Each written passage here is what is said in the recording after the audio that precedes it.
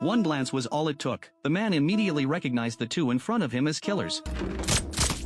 But to understand why he was being hunted, you have to go back to a $1 billion loan. Bobby's company had extended a $1 billion loan to a criminal empire boss named Salazar. Once the money landed, Salazar signed the loan agreement and instructed his man Olson to escort the company's representative, Braxton, back to the hotel. Complete this transaction cleanly, and Braxton stood to earn a 5% commission. On the drive out of Salazar's private island, the signal dropped. Braxton asked Olson to find a spot with better reception and pull over. They stepped out. Braxton made his call to Bobby from the vehicle. He never saw the bodyguard go down. Olson put him in the ground before the man could react. Braxton scrambled through the car for a weapon. He didn't find one in time. The entire journey had been a setup. Braxton was eliminated. Olson walked away with the signed agreement. Bobby's $1 billion was simply gone. While Bobby was still trying to figure out how to explain this to his superiors, a woman named Rachel Wild appeared. She ran a specialist debt recovery firm, and she knew exactly what a $1 billion opportunity looked like. She told Bobby plainly, it didn't matter how many people he sent after Salazar, they would all end up like Braxton. Rachel's methods were different, and her terms were straightforward. She collected no commission until the full amount was recovered. How much? 20%. I can get this done for 5. After some back and forth, they settled on 10%, plus a $10 million advance. She asked if he needed to check with anyone above him. He said no. Firmly, she got to work. The target was not a simple one. Salazar's assets spanned dozens of countries. He owned a private island, a private army, and a private legal team. He never operated under his real name. To reach him, Rachel would need to attack from 2 directions simultaneously, through legitimate channels and outside them. Half her operation worked above board. The other half belonged to her 2 most capable operatives, Bronco and Sid.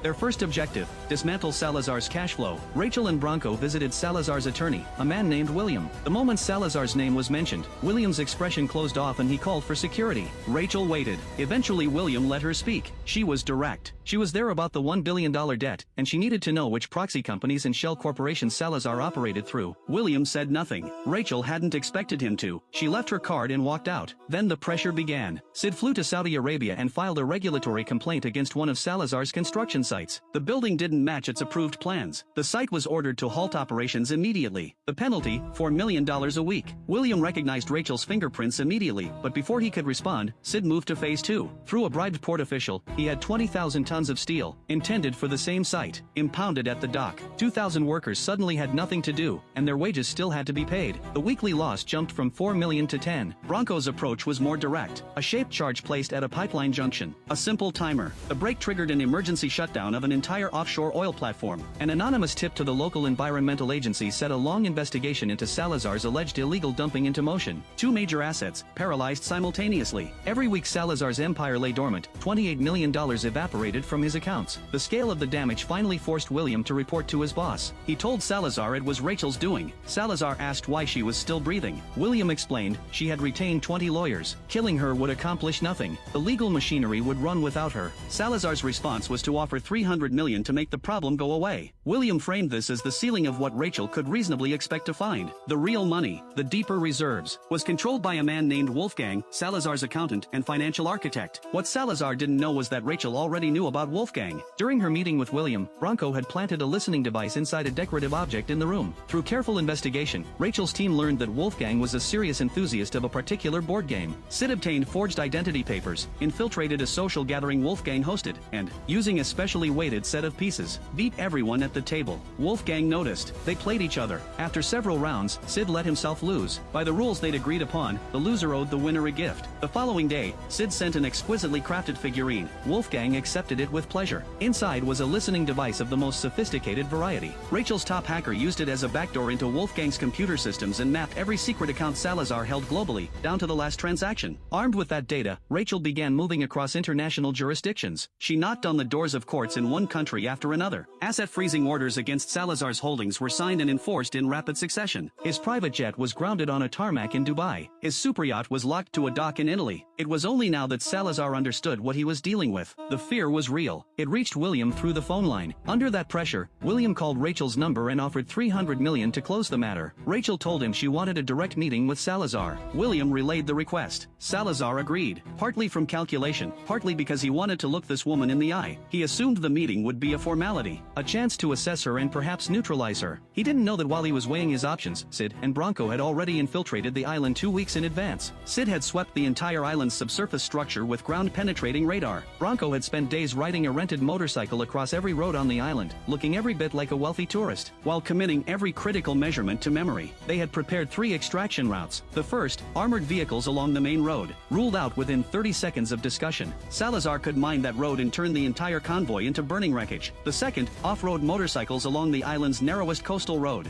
fast, technically demanding, and ideally suited for forcing pursuers to collide with each other on the bends. Bronco's preference. The third, an underground escape route. If every surface exit was sealed, a pre-dug tunnel would bring the team out on the opposite side of the island for a helicopter extraction. The meeting came. Salazar opened with $350 million. Rachel declined. He raised it to $400 million. Final offer. Rachel had run out of immediate leverage. She accepted the tactical retreat and withdrew. The 3 of them stopped for food in town before leaving. Bronco felt it before he saw it. A stillness in a place that should have had movement. 2 killers had entered the cafe. Then more came through the door. Sid activated his people. Alright. I'm gonna take you two in the lobby. A killer overheard Bronco's words and dropped the pretense. He reached for his weapon. Bronco raised one hand in a calm, deliberate gesture that said, "You really don't want to do this." Lobby clear. Kitchen clear. The men inside the cafe were dealt with. The team moved toward the exit. Outside, more than a dozen operatives were positioned and watching. Escalate. Gucci, monitoring remotely, flagged 2 motorcycle assassins converging on Bronco's position. All of them were eliminated. The team returned to their hotel. Olsen reported to his boss. All 14 operatives sent against them were dead. This particular development had crossed a threshold. William immediately contacted Wolfgang and told him to begin moving Salazar's assets. That was exactly what Rachel had been waiting for. The moment the transfers began, her hacker team was already inside the systems. Every revenue stream Salazar had left was severed. With nothing left to offer in a negotiation, Salazar reached out. He opened at $800 million. Rachel held at $1 billion. If she didn't recover the full amount, her professional reputation was finished, and she would take Salazar's secrets to Bobby, which would expose liabilities worth $5 billion or more. Salazar had no room left to maneuver. He agreed. Rachel called Bobby and told him it was done. The money arrived while she was still on the line. 3 months later, Rachel was in a desert somewhere, enjoying a quiet stretch of time with her partner. She had called Bobby dozens of times. He never answered. The $100 million commission, it appeared, was no longer something he intended to pay. Then she noticed a vehicle approaching across the flat ground. She called for her security detail. No response. She found them dead. She turned to find her partner, also dead. Olsen stepped into view. Rachel activated the tracking function in her watch and sent coordinates to Bronco and Sid. Bronco and Sid went to Bobby. Bobby assumed they had come about the commission and told them it was being processed. They left him with a single sentence, "Pay it." Then they went back to the island. Using Rachel's coordinates, they determined she was being held in a local police station. Bronco and Sid arrived in police uniforms, walked to the armory, took control of the officers inside, and picked up 2 rifles. Bronco moved ahead and blocked the sightlines as they approached the next set of guards, neutralized them at close range, and locked them in a cell. Rachel was recovered. A patrol car was incoming. The 2 teams split and converged on the lobby simultaneously. The situation held for a moment. Officers on one side, Bronco and Sid on the other. Both groups' hands drifted toward weapons. More police were responding. They initiated Plan B. Their colleague Baker attached charges to a section of wall and blew an exit. Under suppressing fire, the group moved through the breach, got into their vehicles, and pushed toward the airport. The police gave chase and drove into a pre-laid minefield. Sid triggered it and stopped the convoy. The remaining pursuers deployed drones. They reached the airport. The moment their colleagues ran into the hangar, a drone-dropped bomb reduced the entrance to rubble. A firefight erupted. The attackers had no cover. The only option was to park near fuel storage. The first men out of the vehicles were cut down. One man who ducked behind a fuel tank was shot through it by Sid. They shifted to the secondary route. Gucci and Moreno led through a banana plantation, drawing the pursuit into a pre-selected kill zone. When the enemy vehicles entered position, Gucci and Moreno appeared from flanking positions and cleared them. Bronco dismounted at the trap point and triggered the mechanism as the last pursuing vehicle closed in. They pushed to the forward base, which held their heavy equipment reserves. Gucci's drone identified 3 approaching vehicles. He triggered the spike strip. 2 cars shredded tires and stopped. Their occupants advanced on foot. 2 more vehicles appeared. Baker triggered the explosive. The lead car was obliterated. The infantry crested the ridge and came toward the building. Sid was waiting. Bronco worked methodically, 1 shot per target. A word came through, 1 more vehicle incoming, with a mounted machine gun. Bronco told his team to leave it to him. The gunner swept the building. Bronco put a round through his head. The ammunition wouldn't last. Bronco told Baker to check the tunnel. Time to go. They moved in alternating cover formations. Gucci and Moreno reached the extraction point first, mounted the trail bikes, and rode to the next position where the zipline was anchored above the cliff face. The remaining 4 followed. Baker told them to go ahead. He would hold the position alone. 3 made it out. Baker was pinned. He filled the building with smoke to disrupt enemy targeting. The numbers kept growing. He was forced into a corner with no way forward. He pressed the detonator and took most of them with him. Even after Baker's action, a handful of pursuers still reached the cliff. Bronco went down the zipline first. Rachel and Sid fired cover from above, dropped several, and followed. Bronco covered Sid's descent, then cut the line. They rode for the dock. Olsen intercepted them in a helicopter.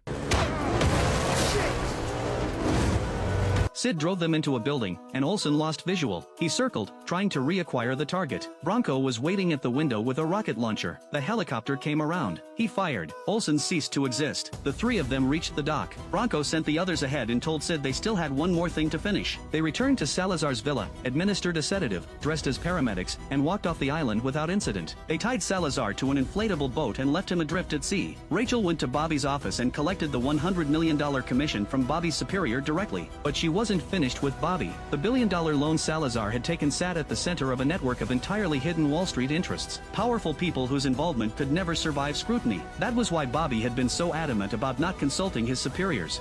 As long as that little red phone doesn't ring, I'm sure you'll be fine.